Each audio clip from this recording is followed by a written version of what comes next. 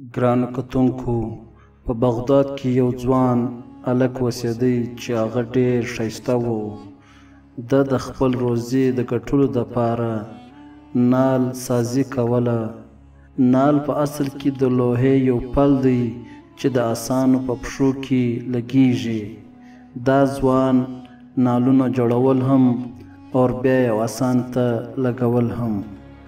نال د جوړېدو په وخت کې دا ځوان به د لوحه په سره بټۍ کې واچوله او بیا به په دا سره انګارو کې دا لوحه راواخیسته او د خپلې مرضۍ مطابق به هغه کږوله هم او هغه ته به یو شکل ورکاوی. دا اور په دا سړي باندې هېڅ اثر هم نه کاوی. خلکو چې به دا صورتحال ویل دی ډېر به حیران ولاړو چې دا څنګه سړی دی چې پر ده باندې اور اثر نه کوي. څه ټیم بعد د بل ښاره څخه یو سړی رالی، خپل اس ته نال لګاوی.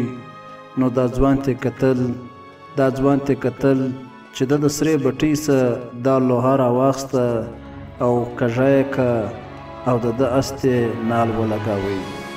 دا سړی ډېر حیران سو او د ده سې پوښتنه وکړه چې ځوانه، ته ماته دا ووایه چې دا اور پر تا باندې څنګه اثر نه کوي؟ دا ځوان ورته وویلې چې کوم وخت زه نال په بټۍ کې واچوم او بیا یې راکاږم، زه ډېر په تیزي سره دا نال راکاږم او زما لاسونه اوس ورسره مخته دي، ځکه دا اور پر ما اثر نه کوي. دا سړي ورته وویلې چې زه دا خبره بالکل هم نه منم، ته ماته د دې حقیقت راته ووایې چې پر تا باندې اور ولې اثر نه کوي. دا ځوان ورته وویلې په بغداد کې زه په یو علاقه کې اوسېدم، هلته ډېره ښایسته نجلۍ اوسېده چې د هغې مور پلار د عمرې دپاره تللي وو او هلته د یو حادثې شکار سو او مړه سو. دا نجلۍ یکې تنها پاته سوه. دا ډېره باپرده ښځه وه، په کور کې رالوی سوې وه، د کوره د بندې نه راتله. نو ډېر ټیم تیر سو. یو ورځ دا نجلۍ زما دروازې ته راله، دروازه یې راوټکوله. ما چې دروازه خلاصه که، دا نجلۍ ما ته وویلې چې وروره یو ګیلاس اوبه نسته؟ ما اوبه ورکې او بیا مې پوښتنه جن وکړه چې ته ما ته لوږه ښکارې، ډوډۍ دې خوړلې ده که دې نه ده خوړلې؟ دا نجلۍ راته وویلې چې ما د څو ورځو څخه ډوډۍ نه ده خوړلې او ډېره وږې یم. زه په کور کې یکې تنها پاته سوی یم او په دا نه پوهېږم چې دا ژوند به څنګه تېروم. دا ځوان ویلې چې ما به دا نجلۍ ته وویلې چې ته ماښام ما کور ته راسه، زه به ستا دپاره ښه ستا د پسند ډوډۍ تیاره کړم او هغه ډوډۍ به ته وخورې. ماښام سو.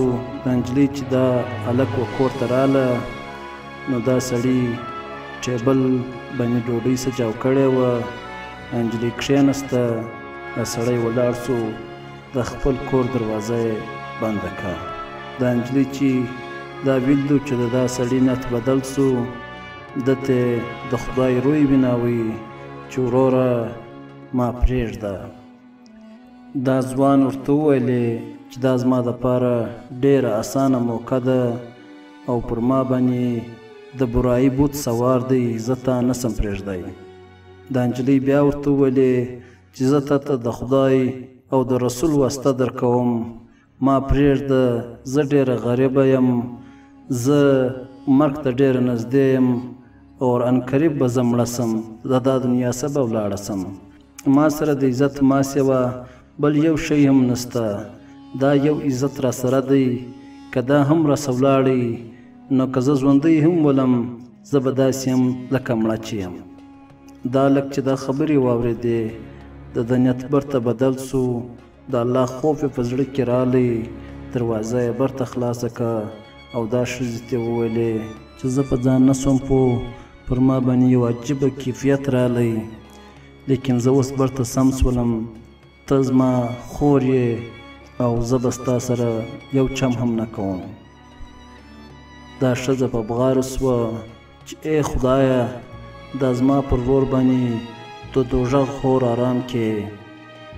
او بیا دعا وکړه او بیا په ژړا سوه دعا یې وکړه چې نه صرف د دوژغ اور پر آرام کې بلکې هر رقم اور پر دا زما ورور باندې حرام کې. دا ځوان د بل ښار سره غلی سړي ته وویلې زما دا خیال دی چې کوم نجلۍ چې ما له دعا وکړه هغه قبوله سوه ځکه اور پر ما باندې وس اثر نه کوي. الله تعالی دې موږ تاسو ټول ته پر ښه لاره باندې تللو توفیق راکړي. والسلام.